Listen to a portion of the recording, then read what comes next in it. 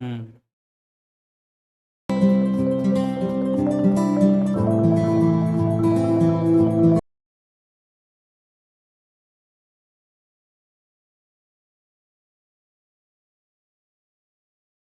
Hello student, आप सभी का ग्रामोदय महाविद्यालय के डिजिटल प्लेटफॉर्म पर हार्दिक स्वागत है। स्टूडेंट, आज हम नई यूनिट स्टार्ट करने जा रहे हैं जिसका नाम है फोटोसिंथेसिस, प्रकाश संश्लेषण।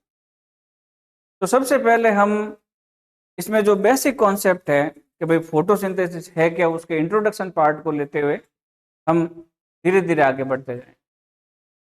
तो गाइस देखिए, फोटोसिंथेसिस मीन्स, फोटो मीन्स प्रकाश, लाइट या सोलर एनर्जी। सिंथेसिस मीन्स निर्माण करना।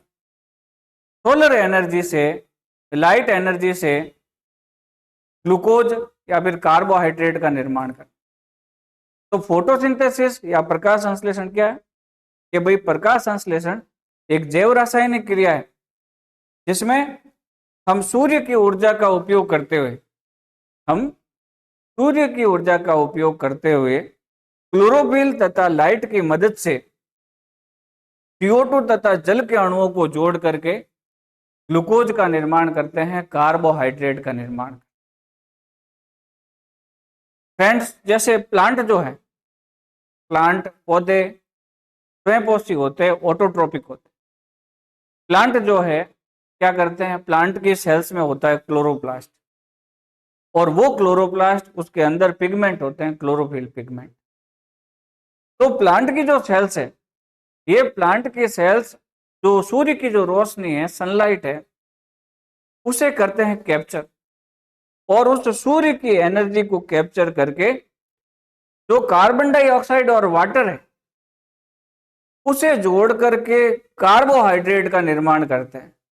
अब वो जो सूर्य की जो एनर्जी थी, जो सन की जो एनर्जी है, सोलर एनर्जी, वो उस कार्बोहाइड्रेट शुगर मॉलिक्यूल के बॉन्ड्स के अंदर आ जाए। और जब हम जैसे जैसे पेड़ पौधों ने ये अपने अंदर कार्बोहाइड्रेट का निर्माण कर लिया, तो अब जब भी हम कोई भी प्लांट प्रोडक्ट खाते हैं, जैसे हमने कोई फ्रूट खाया, हमने कोई सब्जी खाई, या फिर हमने पौधे का कोई भी पोर्शन खाया, तो हमने एक्चुअल में क्या अंतःग्रहण किया? हमने किया वो कार्बोहाइड्रेट। अब वो जो कार्बोहाइड्रेट है वो हम डाइजेशन में उसे तोड़ते हैं, और डाइजेशन में जब वो कार्बोहाइड्रेट टूटेगा तो उसके बॉन्ड ब्रेक होंगे, और वो जब बॉन्ड ब्रेक होंगे तब फिर एनर्जी रिलीज होगी, और उसी एनर्जी का फिर जो जीव जंतु है, पृथ्वी पर मौजूद जो अन्य जीव जंतु है, वो अपनी मेटाबॉलिक रिएक्शंस कंप्लीट करवाने के लिए उस एनर्जी का उपयोग करते हैं। तो प्रकाश संश्लेषण क्या है? प्रकाश संश्लेषण में क्या होता है कि जो भी हरे पेड़ पौधे होते हैं वो CO2 तथा H2O को क्लोरोफिल तथा लाइट की प्रेजेंस में जोड़ करके कार्बोहाइड्रेट का निर्माण करवाते हैं, और इसके साथ में ऑक्सीजन भी निकलती है।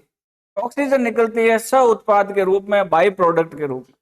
ऑक्सीजन सह उत्पाद या बाई प्रोडक्ट के रूप में निकलती है।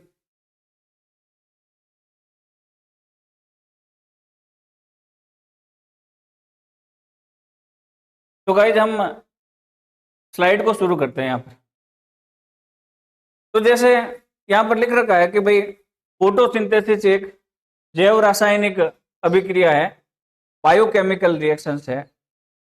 होता क्या है इसमें फोटोसिंथेसिस के अंदर कि भाई जो अकार्बनिक कच्चे पदार्थ है, वातावरण में उपस्थित CO2 और जो पौधे की कोशिका में उपस्थित जो जल है, उनको जोड़ करके फिर हम बनाते हैं कार्बोहाइड्रेट। कि भाई इसमें अकार्बनिक कच्चे पदार्थों जैसे CO2 वो H2O से सूर्य की लाइट एनर्जी तथा वर्णक क्लोरोफिल की उपस्थिति में जटिल भोज्य पदार्थों जैसे कार्बोहाइड्रेट का संश्लेषण होता है। फिर ऑक्सीजन बाई प्रोडक्ट के रूप में निकलती है। भाई जब भी जो है पौधा प्रकाश संश्लेषण की क्रिया करता है, तब कार्बोहाइड्रेट बनने के साथ में जो ऑक्सीजन जो है ये भी मुक्त होती है बाई प्रोडक्ट के रूप में। अभी हम रिएक्शन को देखते हैं। तो क्या होता है कि भाई सोलर एनर्जी जो है, जो सूर्य की जो है ऊर्जा है, उसे प्रकाश संश्लेषण से हम रासायनिक ऊर्जा में कन्वर्ट करते हैं। अरे भाई जो सूर्य की जो एनर्जी थी, सोलर एनर्जी, फोटॉन्स के रूप में जो रहती है, और उसमें क्या होती है, क्वांटम एनर्जी। तो वो जो क्वांटम एनर्जी है, उसी एनर्जी को हमने स्टोर किया किसमें, कार्बोहाइड्रेट में। और वो करता कौन है, कौन स्टोर करता है सोलर एनर्जी को केमिकल एनर्जी में, वो स्टोर करते हैं प्लांट। तो प्लांट में ये कैपेसिटी होती है कि वो सूर्य की ऊर्जा को रासायनिक ऊर्जा में कन्वर्ट कर देते हैं। तो ये है भाई फोटोसिंथेसिस। फोटोसिंथेसिस की रिएक्शन पर आप एक बार नजर डालिए। तो इसमें क्या होता है कि जो कार्बन डाइऑक्साइड है वो जल के अणुओं के साथ में मिलती है, तथा कार्बन डाइऑक्साइड का अपचयन होता है, और ये CO2 अपचयित होकर के कार्बोहाइड्रेट का निर्माण करती है, तथा ऑक्सीजन निकलती है बाई प्रोडक्ट के रूप में, और 6 वाटर के मॉलिक्यूल्स बनते हैं। तो 6CO2 plus 12H2O presence in chlorophyll and light. तो क्या फॉर्म होता है, कार्बोहाइड्रेट का एक मॉलिक्यूल, 6 ऑक्सीजन के अणु और 6 जल के अणु।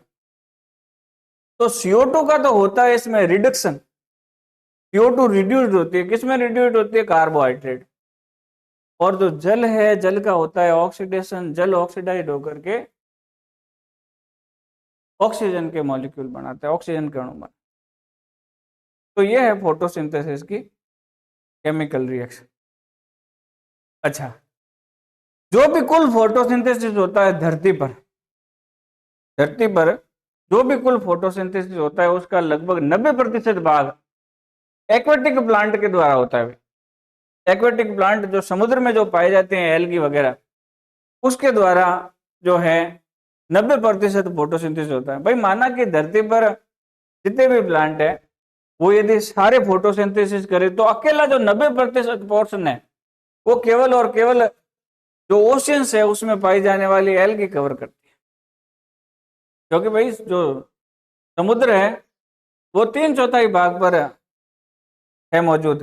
तो अपन कहते हैं कि भाई धरती पर लगभग 75% पानी है और 25% जो है स्थल है। तो उस हिसाब से पहला जो है प्रकाश संश्लेषण करने वाला जो ऑर्गेनिज्म है वो बैक्टीरिया। ये हो सकता है कि इसने मतलब ये केमिकल फोटोसिंथेसिस होगी भाई जो केमिकल सिंथेसिस क्या होगा इसने। लेकिन जो ऑक्सीजनिक जो फोटोसिंथेसिस शुरू हुई थी कि भाई ऑक्सीजनिक फोटोसिंथेसिस का मतलब कि CO2 और जल का उपयोग करके कार्बोहाइड्रेट बनाने के साथ में ऑक्सीजन रिलीज किया। तो ऑक्सीजनिक फोटोसिंथेसिस जो है नील हरित शैवालों द्वारा या साइनोबैक्टीरिया के द्वारा चालू की गई। कवकों के अंदर फोटोसिंथेसिस नहीं होती भाई, माइकोटा के अंदर रखा गया है। जो कवक है, कवक इनके अंदर प्रकाश संश्लेषण की क्रिया नहीं होती है, इन्हें माइकोटा के अंदर सम्मिलित किया गया है। पंच जगत वर्गीकरण आपने पढ़ा होगा। तो पंच जगत वर्गीकरण जो है उसमें मोनेरा, प्रोटिस्टा, प्लांटी, एनिमेलिया और माइकोटा। तो माइकोटा के अंदर आते हैं फंजाई, और फंजाई के अंदर जनरली जो है प्रकाश संश्लेषण की क्रिया नहीं होती। एक प्लांट है भाई अमरबेल, कसकट्टा। अमरबेल या जो कसकट्टा जो प्लांट है वो एक्चुअल में पैरासाइटिक प्लांट है। तो ये क्या करता है, ये पैरासाइटिक प्लांट है, तो ये निर्भर रहता है अन्य पादप पर। अमरबेल क्या होता है कि किसी अन्य पेड़ पर फैल जाता है और उससे फिर जो है अपना पोषण सक करता है। तो जो हुस्टोरिया जो होंगे इसके अमरबेल के, वो उस पादप से सेप जो है उसे सक करेंगे। तो ये खुद यदि फोटोसिंथेसिस करता भी है तो बहुत कम मात्रा में करता है। ये परजीवी पादप है, दूसरे पादपों पर अपने भोजन के लिए निर्भर रहता है। युग्लिना एक जंतु है लेकिन तो भी फोटोसिंथेसिस करता है। अब ऐसे पादप ट्रापा और टीनोस्पोरा। तो ट्रापा और जो टीनोस्पोरा होते हैं वो ऐसे पादप होते हैं जिनकी जड़ें जो है एस्मिलेटरी होती है, जड़ें स्वांगीकारी होती है, जड़ें करती है भाई प्रकाश संश्लेषण। और भाई जो सिंगाड़ा जो पादप है, सिंगाड़ा तालाबों के अंदर लगता है, तालाबों के अंदर देखा होता आपने सिंगाड़े की खेती। तो सिंगाड़ा जो पादप है, सिंगाड़ा के अंदर क्या होता है कि भाई उसकी जड़ें जो है पानी के अंदर ऐसे लटकी रहती है, तो वो जड़ें भी जो है एस्मिलेटरी होती है, स्वांगीकारी होती है, वो प्रकाश संश्लेषण का कार्य करती है। प्रकाश संश्लेषण का जो एक्शन स्पेक्ट्रम होता है, प्रकाश संश्लेषण की जो क्रिया होती है वो किस प्रकाश पर होती है? रेड या ब्लू कलर के प्रकाश में, विजिबल स्पेक्ट्रम में, दृश्य प्रकाश। और जो एब्जॉर्प्शन स्पेक्ट्रम है, क्लोरोफिल जो एब्जॉर्ब करता है लाइट को, वो कौन सी लाइट होती है? Blue and red. ये भी ब्लू एंड रेड। प्रकाश संश्लेषण की दर अधिकतम किस लाइट में होगी? तो प्रकाश संश्लेषण की दर अधिकतम होती है रेड लाइट के अंदर।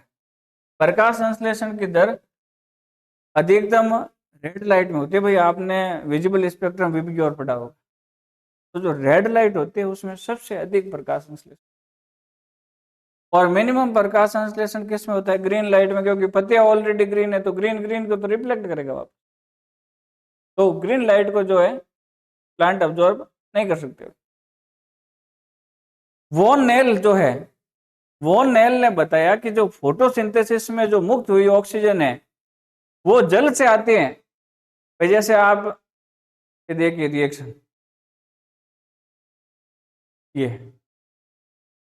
फोटोसिंथेसिस की ये जो रिएक्शन है, इसमें ये ऑक्सीजन कहां से आती है? ये ऑक्सीजन आती है भाई इस वाटर मॉलिक्यूल से। इस कार्बोहाइड्रेट के अंदर कार्बन तो आया CO2 से, और ये वाली जो ऑक्सीजन है, ये वाली ऑक्सीजन आई इस CO2 वाली ऑक्सीजन से, और ये जो हाइड्रोजन है ये आया जल से। लेकिन ये जो ऑक्सीजन ने मुक्त हुई 6 अणु ऑक्सीजन के, ये हमेशा इसी जल से निकलती है, वाटर स्प्लिटिंग होता है इसमें। तो वॉन नील ने बताया कि भाई जो प्रकाश संश्लेषण में जो ऑक्सीजन रिलीज होगी प्रकाश संश्लेषण की क्रिया के दौरान, तो वो रिलीज होती है अपने जल से। रॉबिन हासिद और कामेन ने जो क्या करा कि इसने रेडियो एक्टिव आइसोटोप ले लिया ऑक्सीजन का। जो प्रकाश संश्लेषण की क्रिया में जो CO2 और H2O जो आती है, तो उसमें H2O के अंदर जो ऑक्सीजन थी उसको रेडियो एक्टिव आइसोटोप लेबलिंग कर दिया, O18 जो है उसमें समस्थानिक रख दिया।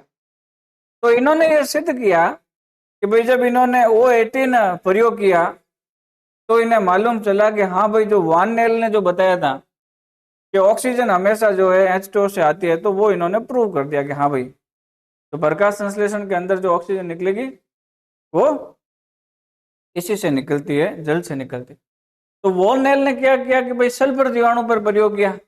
इन्होंने जल की जगह ले लिया सल्फर, ये H2S, ये हाइड्रोजन डाइसल्फाइड। तो जब H2S इन्होंने काम में ले लिया सल्फर जीवाणु बैक्टीरिया में, तो क्या हुआ कि 6CO2 + 12 H2S। अब ये कार्बोहाइड्रेट तो यहाँ पर भी बन गया और जल के अणु बन गए, लेकिन यहाँ पर प्रकाश संश्लेषण में जो ऑक्सीजन निकल रही थी, अब यहाँ पर सल्फर रिलीज होगा। तो यहाँ पर H2S है और ये S इधर निकली, सल्फर जो है डिपोजिशन हुआ बॉडी में बैक्टीरिया की, तो इससे ये मालूम पड़ गया कि हाँ भाई जो ये जो ऑक्सीजन उस फोटोसिंथेसिस में जो मुक्त हो रही थी वो H2O से ही निकल रही। तो रूबिन हासिद और कामेन ने क्या किया कि भाई रेडियो एक्टिव आइसोटोप ले लिया ऑक्सीजन का, O18 ले लिया समस्थानिक। तो इन्होंने क्या किया कि भाई जो आइसोटोप लेबलिंग कर दिया, जो वाटर मॉलिक्यूल है उसकी ऑक्सीजन को O18 कर दिया। तो 6CO2 + 12 H2O, then carbohydrate plus 6 जल के अणु, और ये 6O2। अभी ये जो ऑक्सीजन निकली ये भी जो है O18 वाली थी। तो इससे ये मालूम पड़ गया कि हाँ भाई 100%। रूबिन हासिद और कामेन ने सिद्ध कर दिया कि जो वॉन नेल ने बताया था कि फोटोसिंथेसिस की प्रोसेस के अंदर जो ऑक्सीजन रिलीज होती है वो जल की ऑक्सीजन है। तो इन्होंने रूबिन हासिद और कामेन ने ये प्रूव किया। तो गाइस आज हमने जो है फोटोसिंथेसिस की जो बेसिक डेफिनेशन है उसके बारे में डिस्कस किया, जनरल सा इंट्रोडक्शन लिया, बाकी का जो नेक्स्ट पोर्शन है वो हम अगले वीडियो में करेंगे, अगली क्लास में करेंगे। Thank you very much, thanks for watching.